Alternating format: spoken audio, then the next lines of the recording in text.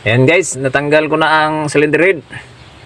Yan, kita natin dito na nasunog dito. Tapos dito, grabe oh, lala. Kaya pala hindi mawala-wala yung overheat niya. At saka pag i-revolution mo ay magtigas ang radiator hose.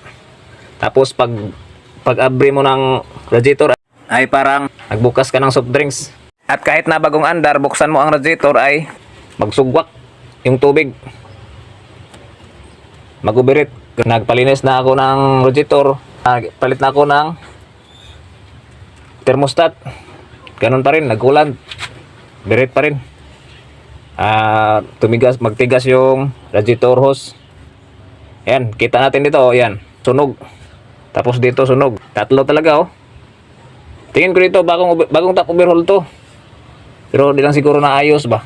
Or baka na overheatan uli. Yan. Tingnan natin dito sa cylinder head niya. Yan, oh. Sunog, oh. Lalo na dito, sunog. Yan, oh. Oh. Diba? Ibig sabihin dito, milawom ni Dre banda. Ano ginagawa mo? Yan, oh. Saka may misfire to. Palyado na to. Saka dito sa cylinder head. Yan. Kita natin, oh. Sa number 3. Dito. Ganoon pa rin. May tama pa rin. Okay. For the Everest 2014. Magkalintura. Lagpas 350 ang init. Kumbati.